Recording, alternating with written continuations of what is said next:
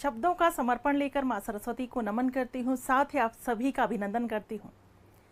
राम राम साम, राधे राधे, जय श्री कृष्णा, जय माता दी। आप सभी को मेरा नमस्कार। सभी को गुड इवनिंग बेटा। दर्श, अनीता, सरोज, बाबूलाल चौधरी, सभी को नमस्कार। महेश कुमार, राज मित्तल, लीलू नागोरा,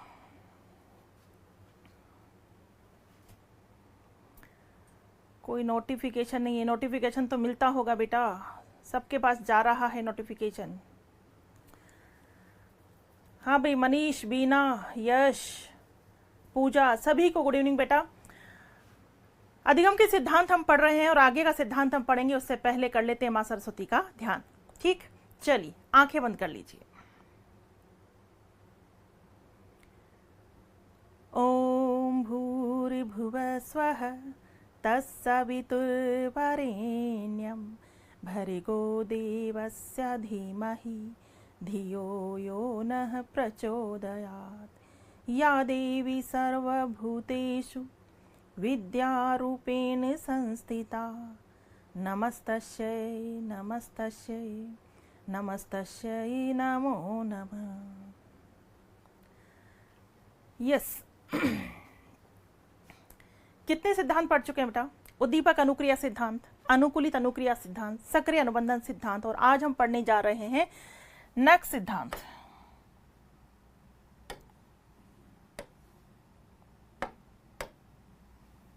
नंबर 4,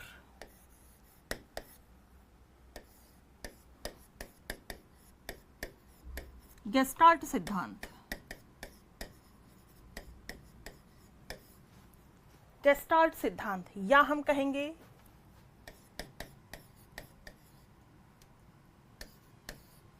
समग्रता का सिद्धांत, या कहेंगे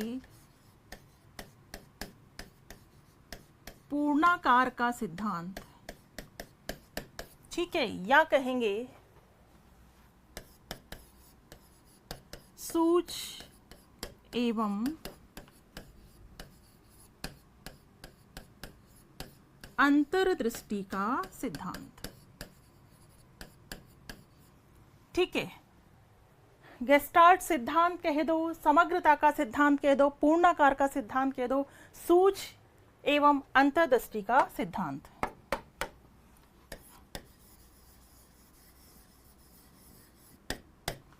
गेस्टाल्ट और इनसाइट थ्योरी।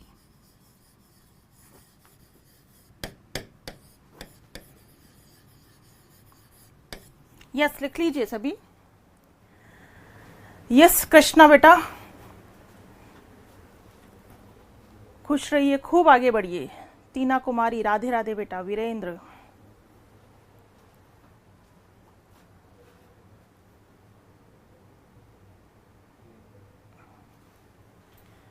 गेस्टाल्ट सिद्धांत, समग्रता का सिद्धांत, पूर्णाकार का सिद्धांत, सूक्ष्म एवं अंतर्दृष्टि का सिद्धांत। ठीक है, गेस्टाल्ट और इनसाइट थ्योरी। क्लियर, ये सिद्धांत का नाम है। अब हम गेस्टाल्ट शब्द की बात करें तो बिल्कुल एग्जाम में पूछा भी गया था कि गेस्टाल्ट शब्द का अर्थ क्या होता है।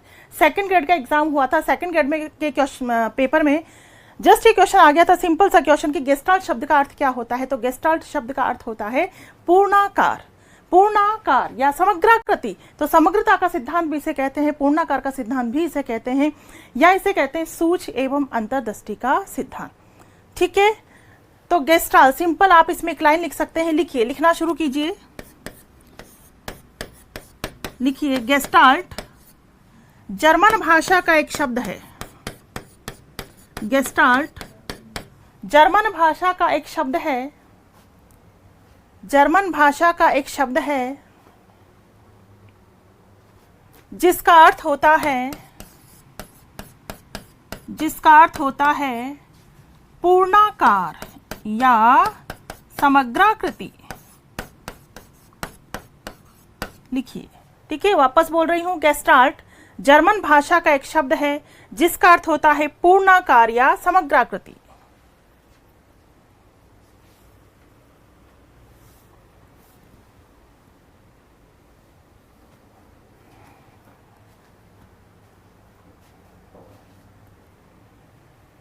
ठीक है, सिंपली ध्यान रखना है।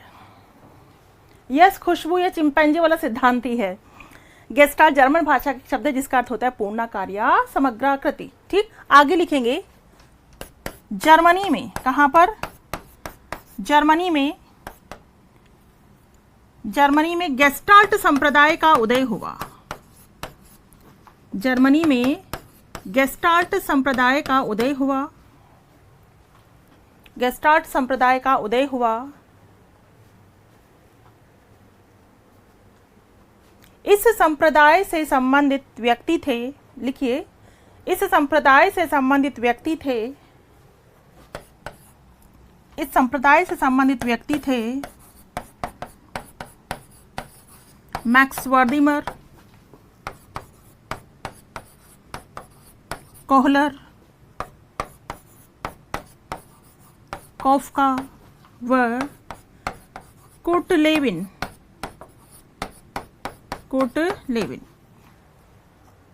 ठीक है, संप्रदाय से संबंधित व्यक्ति थे Max Wertheimer, Kohler, Koffka, Kurt Lewin.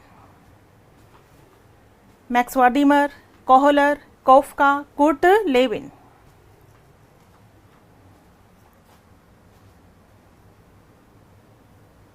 और ये सभी गेस्टाल्टवादी कहलाए। और ये सभी गेस्टाल्टवादी कहलाए।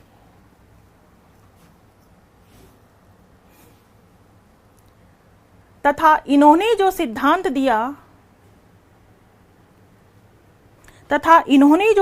दिया वह कहलाया गेस्टाल्ट सिद्धांत। वह कहलाया गेस्टाल्ट सिद्धांत। पहले यहां तक की बात क्लियर?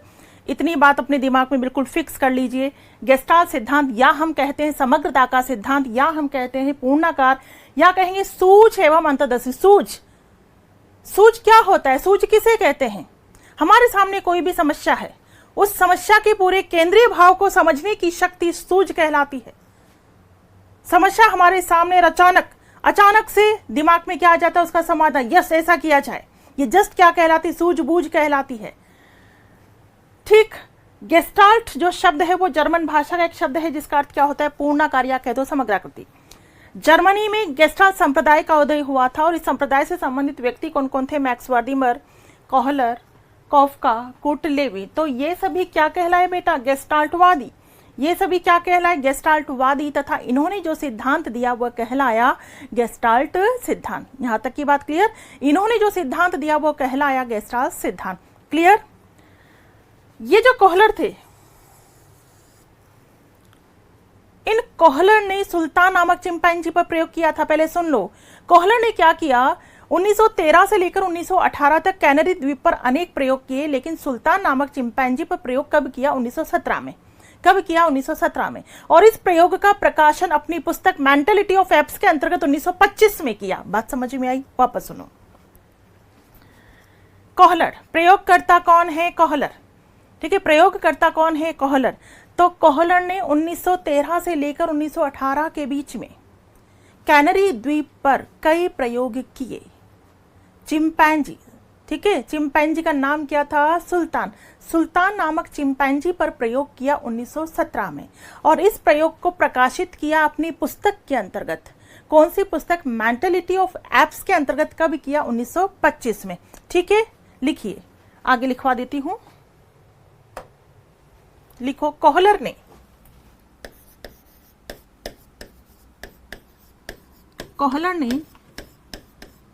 1913 से 1918 के बीच कैनरी द्वीप पर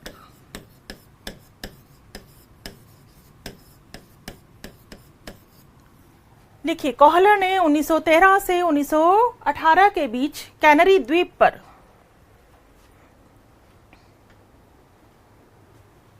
अनेक प्रयोग किए। अनेक प्रयोग किए।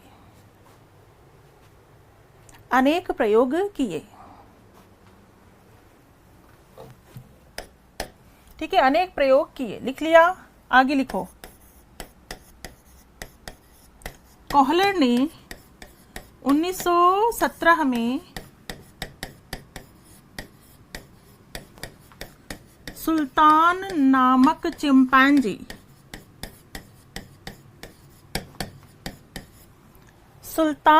चिंपैंजी पर प्रयोग किए। ठीक है, लिख लो। कोहलर ने 1917 में सुल्तान नामक चिंपैंजी पर प्रयोग किए।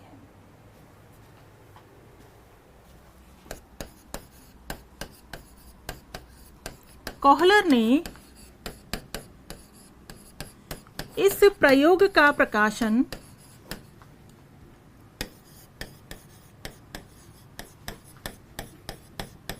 1925 में अपनी पुस्तक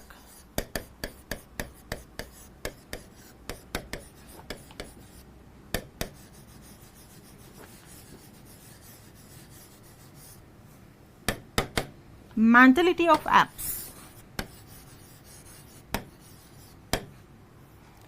ठीक है, कोहलर ने इस प्रयोग का प्रकाशन 1925 में अपनी पुस्तक मेंटालिटी ऑफ एप्स के अंतर्गत किया।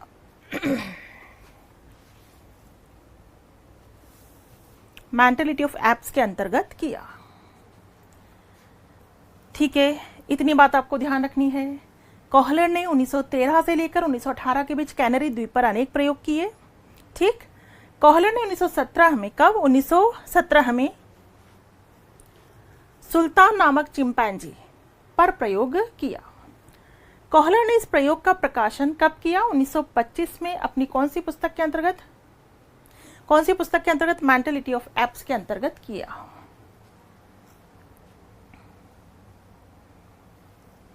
लिख लिया यहां तक सभी ने?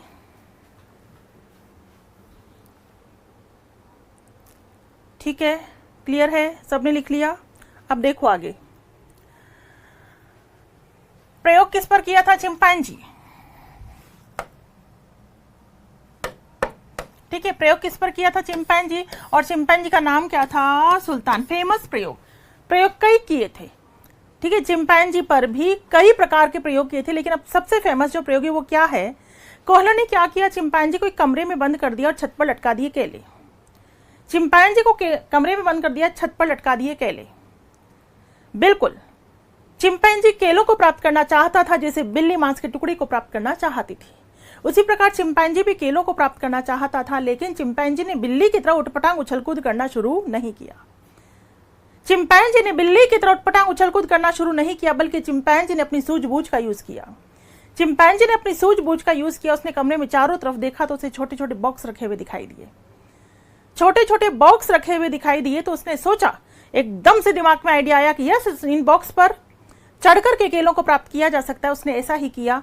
एक बॉक्स उठाया, रखा, चढ़ा, नहीं पहुंचा, दूसरा उठाया, तीसरा उठाया, सभी बॉक्स को एक साथ रखा, बॉक्स उसके ऊपर बॉक्स और उसके ऊपर बॉक्स, चढ़ा और आसानी से केलों को प्राप्त कर लिया।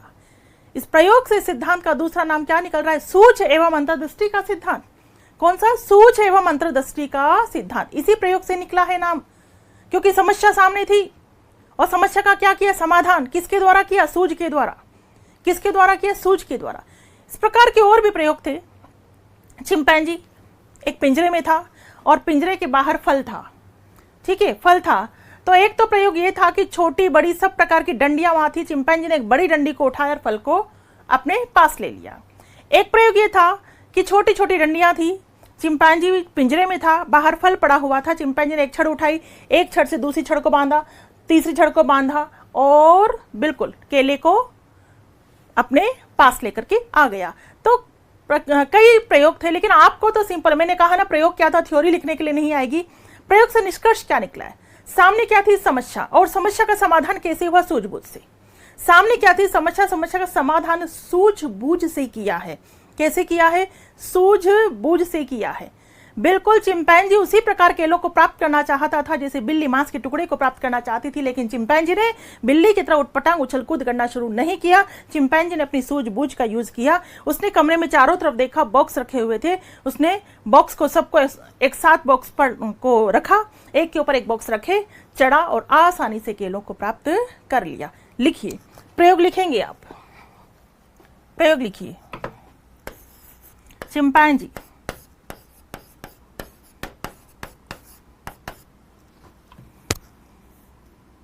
ठीक है, जिसका नाम क्या था? सुल्तान। कमरे में बंद।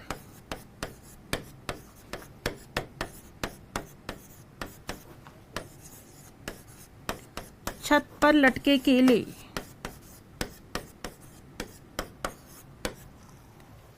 ठीक है, फिर उसने किया सूझबूझ का प्रयोग।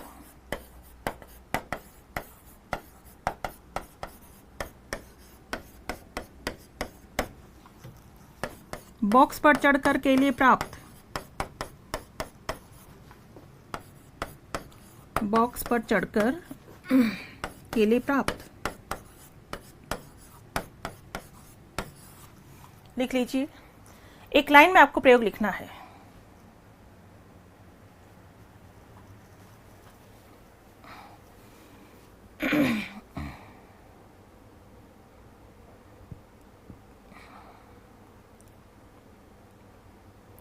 देवेंद्र सिंह मैम, आपकी बुक कब तक आएगी? बेटा बुक आ चुकी है, रीड की बुक आ चुकी है, सेकंड ग्रेड की बुक आ चुकी है, फर्स्ट ग्रेड की नहीं आई है। फर्स्ट ग्रेड की बुक में थोड़ा टाइम लग सकता है।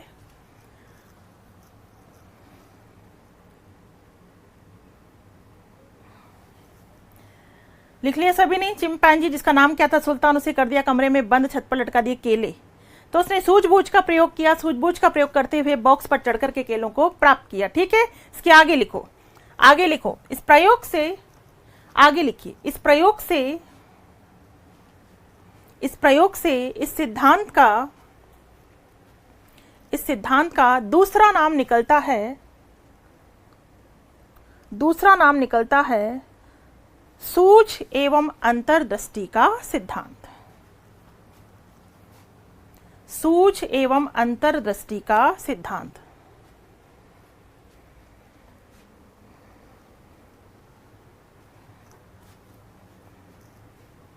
ठीक है, दूसरा नाम निकलता है सूझ एवं अंतर्दृष्टि का सिद्धांत। यहां तक की बात समझ में आ गई? क्लियर है? वापस देख लो। कोहलर ने 1913 से 18 के बीच कैनरी द्वीप पर कई प्रयोग किए। कोहलर ने 1917 में सुल्तान नामक चिंपैंजी पर प्रयोग किया। कोहलर ने इस प्रयोग का प्रकाशन 1925 में अपनी पुस्तक मेंटालिटी ऑफ एप्स के अंतर्गत किया। ठीक है, प्रयोग क्या था वो आपको लिखवा दिया है मैंने कि प्रयोग क्या था। चिंपैंजी जिसका नाम था सुल्तान, उसे कमरे में बंद कर दिया, छत पर लटका दिए केले। उसने सूझबूझ का प्रयोग किया और बॉक्स पर चढ़कर केलों को प्राप्त किया। क्लियर? अब इस सिद्धांत के कुछ नियम निकल करके आते हैं। इस सिद्धांत के कुछ नियम निकल करके आते हैं। वो नियम क्या क्या हैं देखिए। नियम पहला,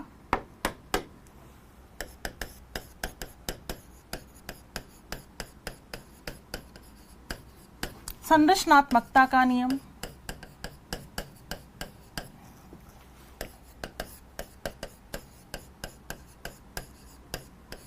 समानता का नियम।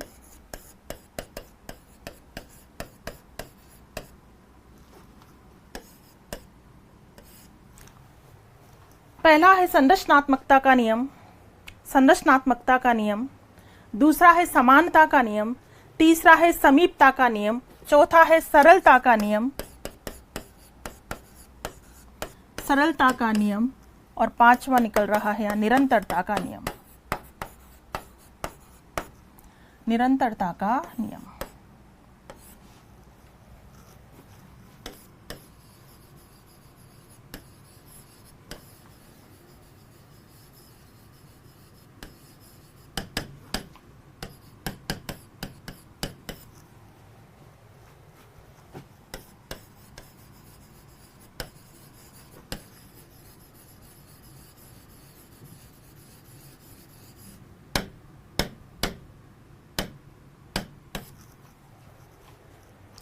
नियम लिख लीजिए।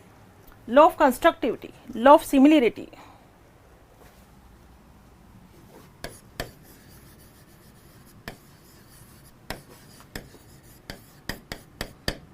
Law of proximity,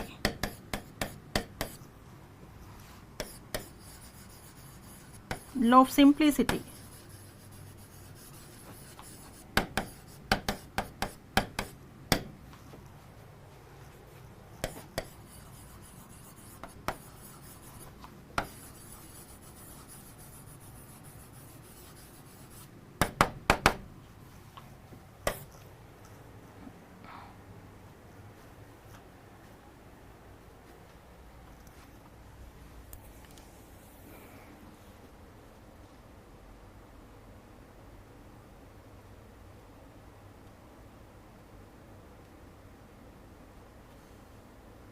Nagma Bano class क्यों नहीं चल रही है बेटा?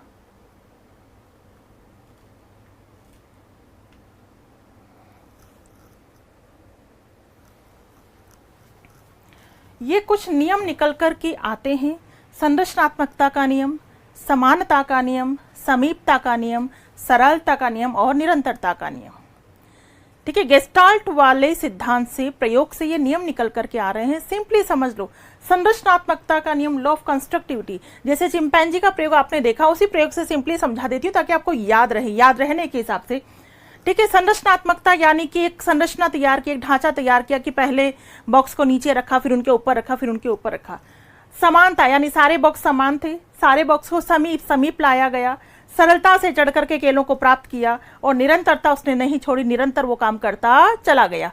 सिंपली ध्यान रखना है। ठीक है, संरचनात्मकता का नियम यानी कि बॉक्सेस की क्या तैयार की, संरचना। समानता, सारे बॉक्स कैसे थे, समान थे, सबको कहाँ लाया गया, समीप लाया गया, सरलता से चढ़ करके केलों को प्राप्त कर लिया, और निरंतर उसने अपना क्या किया, प्रयास किया, निरंतरता उसके वर्क में थी। तो ये सिंपली ध्यान रखने हैं, ये जो नियम है वो निकल करके आते हैं कौन से सिद्धांत से, गेस्टाल्ट सिद्धांत से। क्लियर? अब यदि आपसे पूछ लिया जाए कि गेस्टाल्ट सिद्धांत के प्रवर्तक कौन हैं, देखो इधर लिख लिया होगा सभी ने, आगे चले।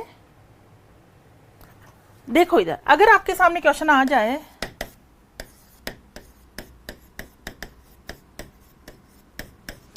गेस्टाल्ट सिद्धांत के प्रवर्तक हैं। ठीक है, अगर आपके सामने ऑप्शन हो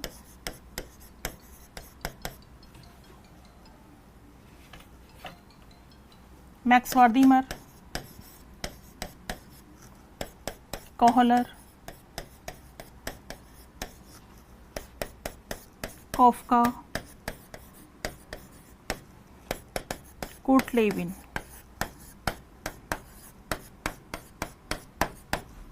ठीक है,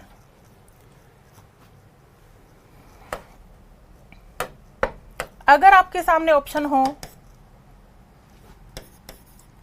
कोहलर, कॉफका, कूट-लेविन,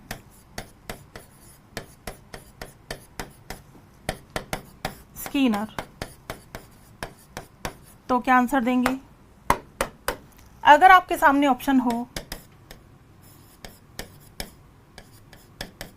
मैक्स वर्दीमर, कोहलर, कॉफका,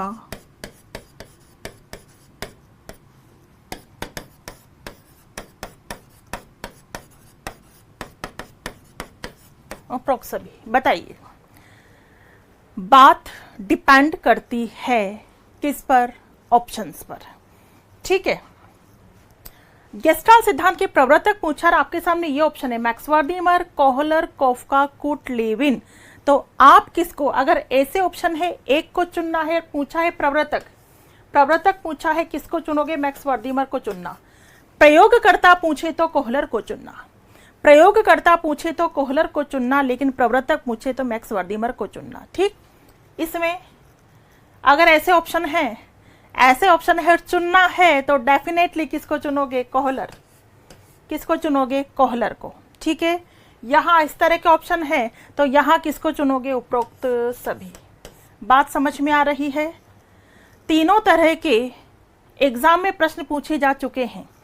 चूंकि ये वाले ऑप्शन तो बिल्कुल प्रवर्तक मैक्स वर्दीमर है, कोहलर प्रयोग करता है, कॉफका, कूट-लेविन सहयोग करता है।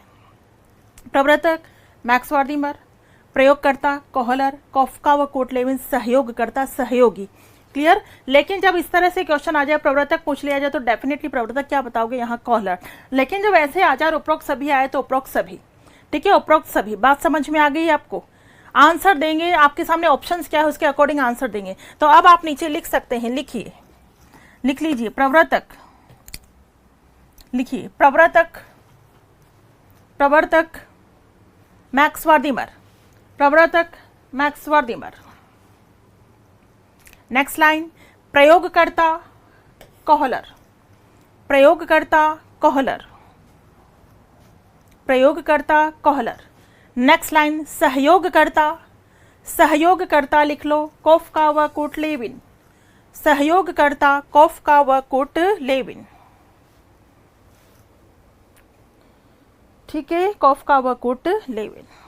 इतनी बात क्लियर है?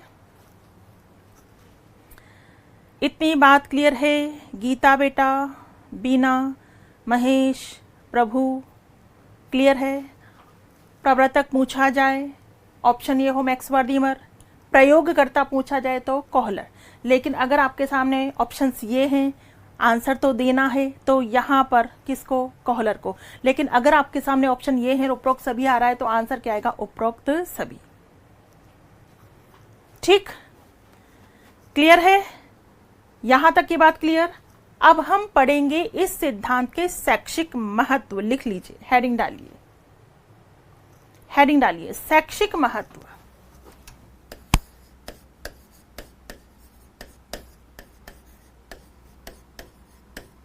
शैक्षिक महत्व।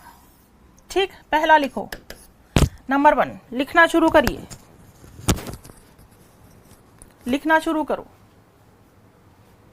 छोटे बालक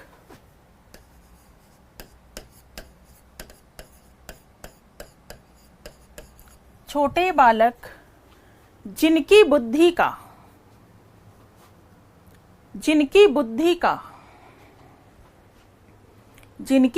का पूर्ण विकास नहीं हो पाता है,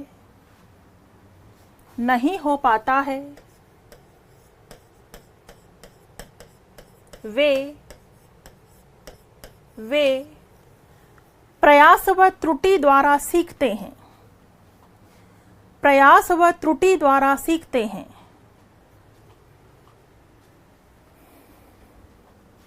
प्रयास व त्रुटि द्वारा सीखते हैं। लेकिन किशोर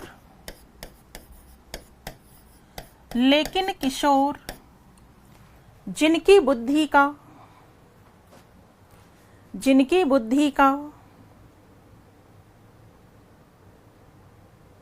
पूर्ण विकास हो जाता है, वे सोच एवं अंतर्दृष्टि द्वारा ही सीखते हैं। वे सूझ एवं अंतर्दृष्टि द्वारा ही सीखते हैं।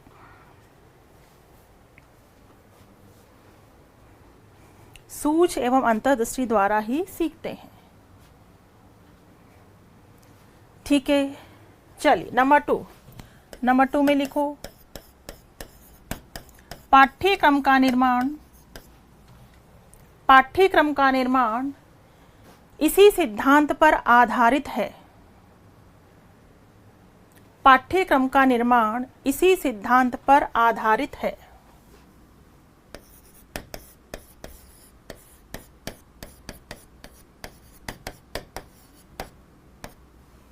नेक्स्ट लिखो पूर्ण से अंश की ओर शिक्षण सूत्र। पूर्ण से अंश की ओर शिक्षण सूत्र। पूर्ण से अंश की ओर शिक्षण सूत्र इसी सिद्धांत की देन है। इसी सिद्धांत की देन है।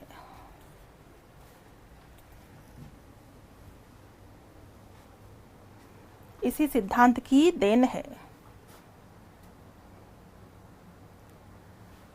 ठीक है, नेक्स्ट लाइन नंबर 4। नंबर 4 में लिखो अध्यापक को चाहिए कि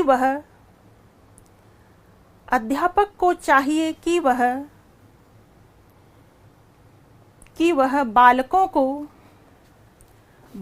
को समस्या का पूरा ज्ञान करावें। समस्या का पूरा ज्ञान करावें। पूरा ज्ञान करावें। इसी के आगे लिखो, इसी के आगे लिखोगे यदि समस्या के प्रति ज्ञान अपूर्ण होगा तो अंतर्दृष्टि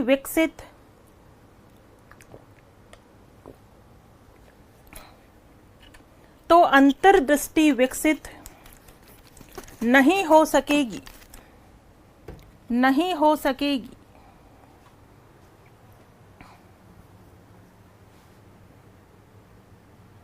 नहीं हो सकेगी। ठीक है, नेक्स्ट लिखो। इस सिद्धांत के द्वारा सीखने से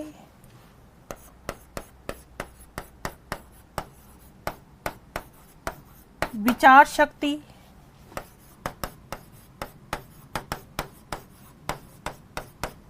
आहा अनुभव,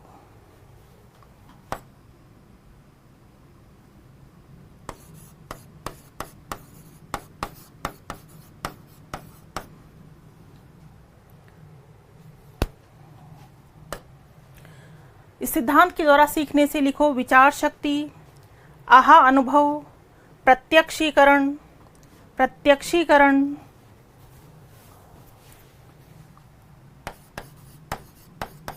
कल्पना शक्ति आदि मानसिक योग्यताओं का विकास होता है। आदि मानसिक योग्यताओं का विकास होता है।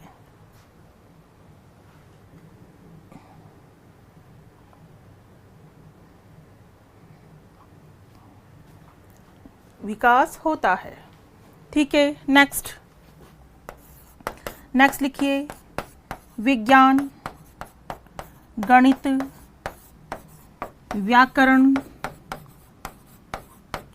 विज्ञान, गणित, व्याकरण जैसे कठिन विषयों को सीखने और सिखाने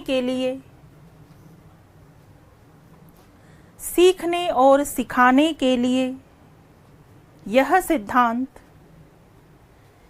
सिद्धांत विशेष उपयोगी है।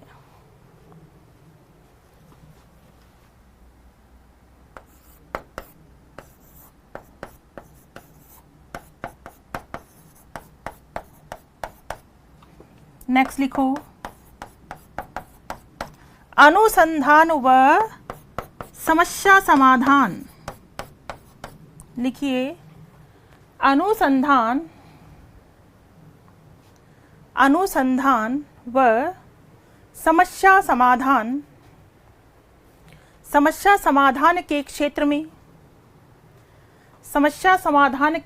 में इस सिद्धांत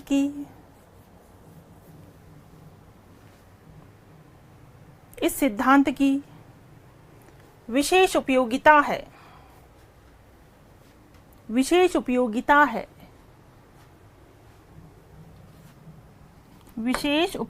है।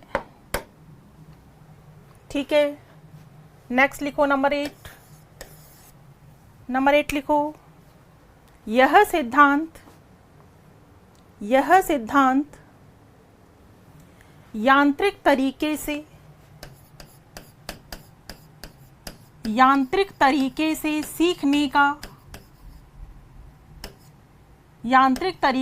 सीखने का खंडन करता है। यांत्रिक तरीके से सीखने का खंडन करता है तथा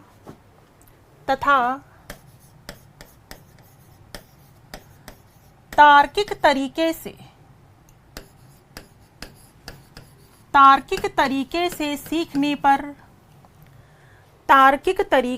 सीखने पर बल देता है।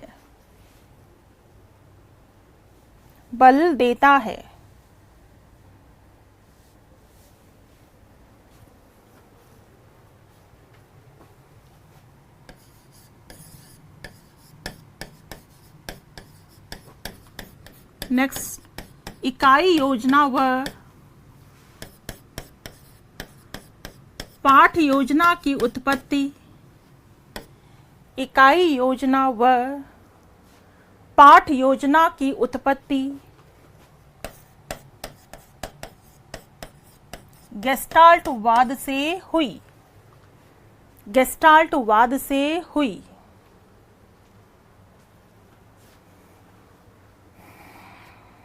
गेस्टाल्टवाद से हुई।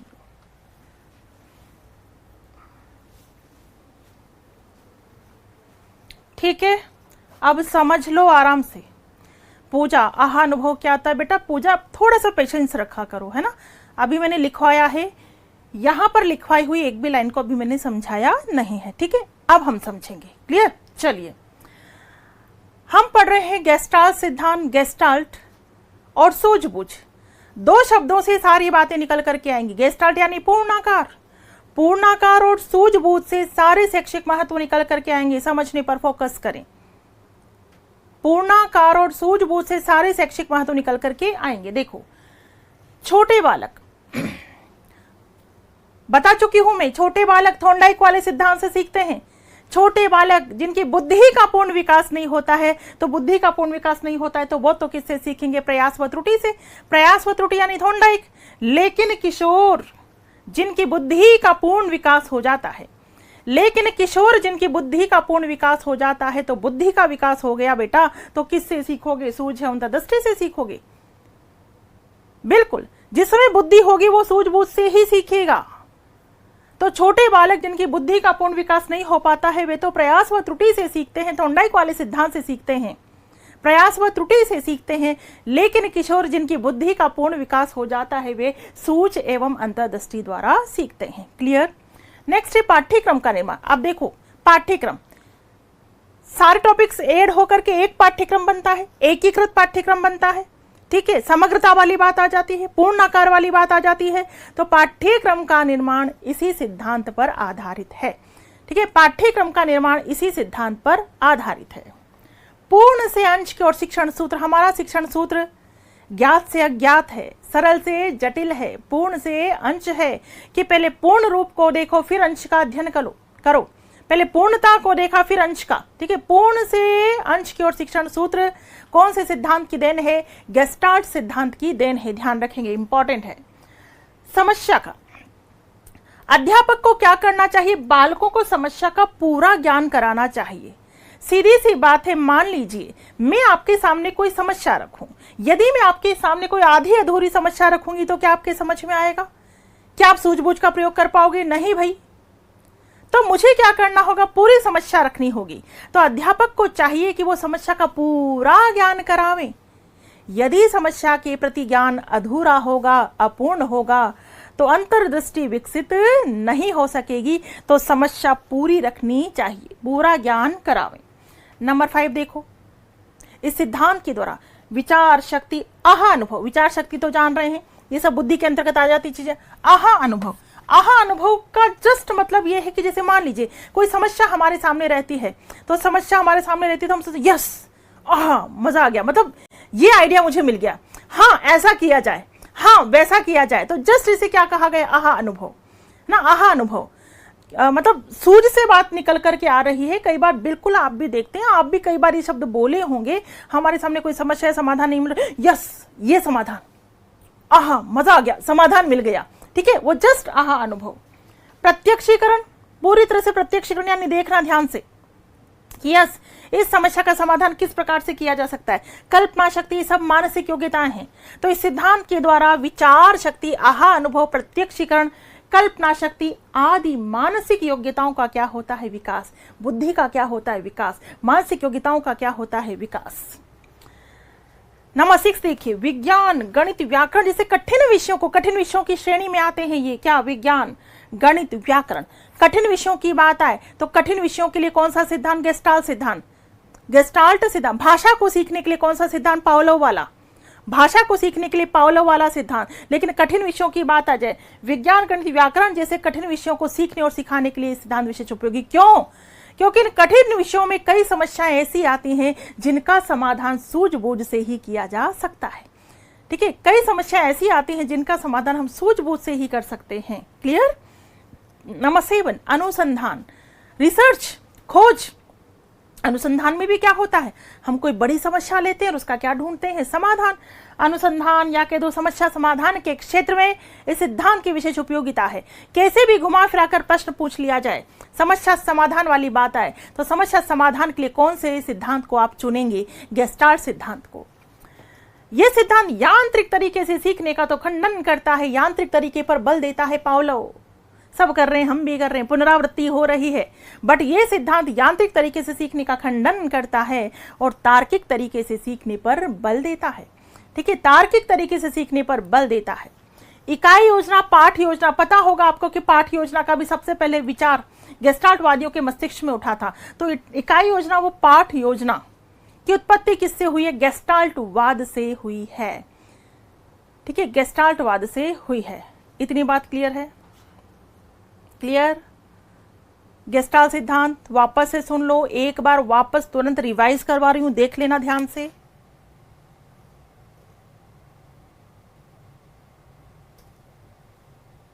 देखो, गेस्टाल्ट सिद्धांत के दो समग्रता, पूर्णाकार या सूझ एवं अंतर्दृष्टि का सिद्धांत। क्लियर। गेस्टाल्ट क्या है, जर्मन भाषा का एक शब्द है जिसका अर्थ क्या होता है, पूर्णाकार, समग्राकृति।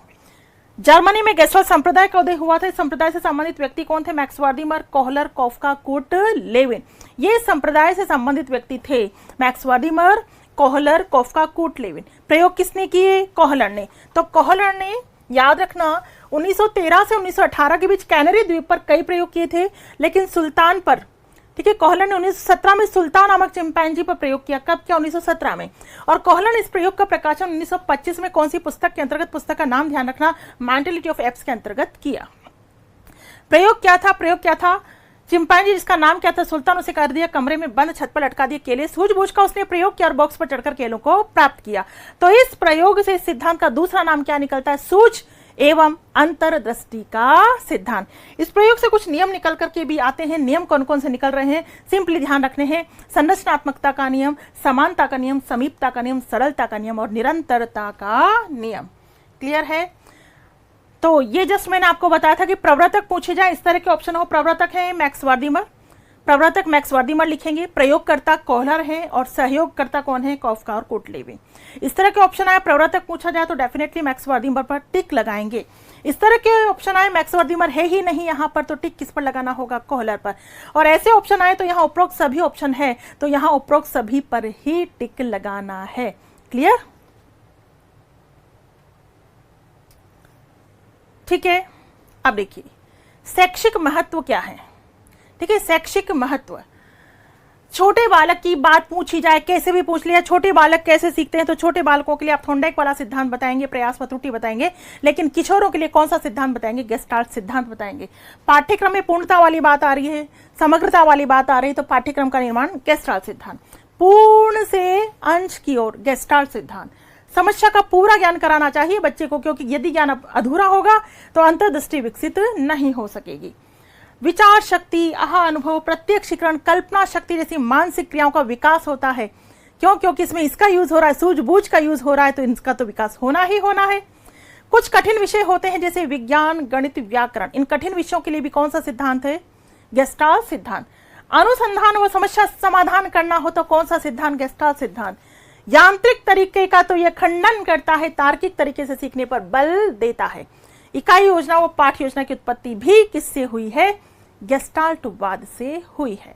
ठीक है, क्लियर है। अब इस सिद्धांत से संबंधित कोई डाउट्स, कंफ्यूजन है, पहले वो पूछ लो आप, फिर मैं आपसे कई प्रकार के प्रश्न पूछने वाली हूं। गेस्टाल्ट स्कूल का जन्म बेटा 1912 कर लेना।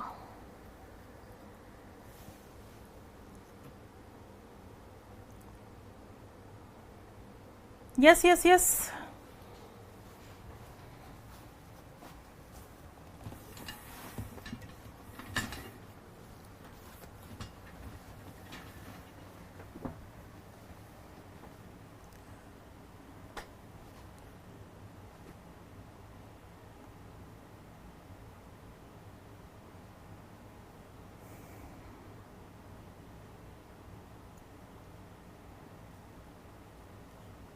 यस, कोई डाउट है पूछो बेटा जल्दी से। और अगर आपको डाउट नहीं तो फिर मैं आपसे क्वेश्चन पूछ रही हूँ। 4 सिद्धांत में पढ़ा चुकी हूँ, चारों से संबंधित प्रश्न पूछ रही हूँ मैं आपसे, उसका जवाब आप देते चले जाएंगे।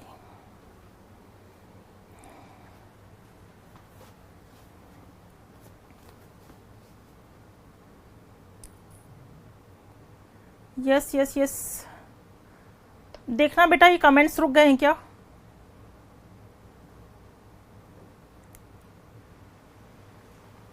अच्छा आप हैं, हाँ देखिए एक बार कमेंट्स रुक गए हैं क्या?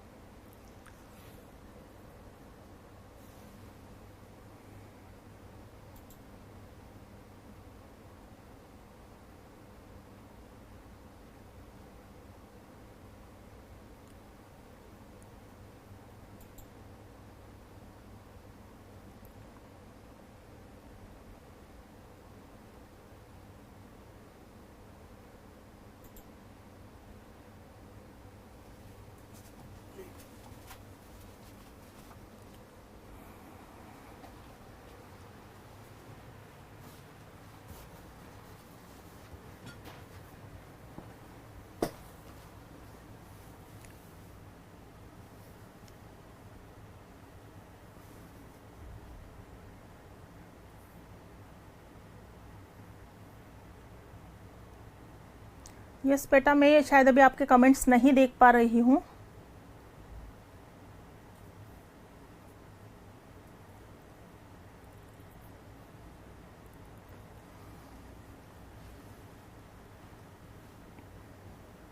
कुछ टेक्निकल प्रॉब्लम के कारण मैं आपके कमेंट्स नहीं देख पा रही हूँ, सो थोड़ा सा वेट करिए।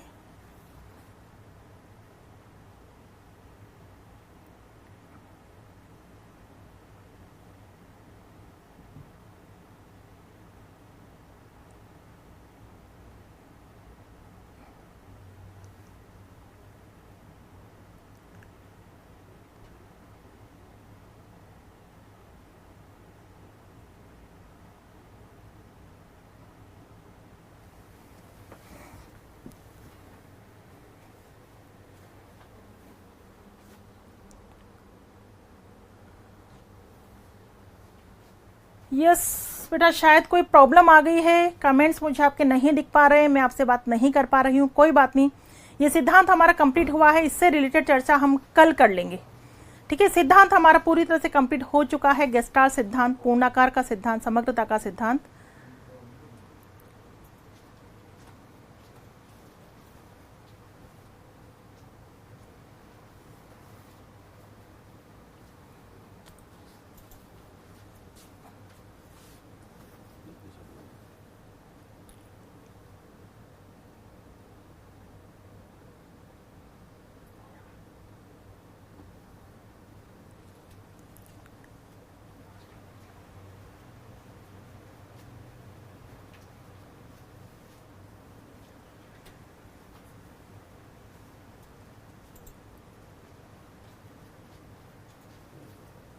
कोई ना,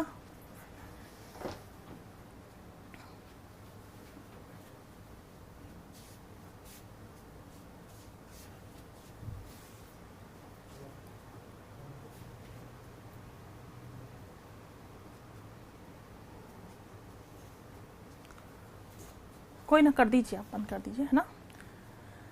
ठीक है बेटा, आगे की चर्चा हम कल करेंगे। Thank you so much and good night. Good night, thank you so much.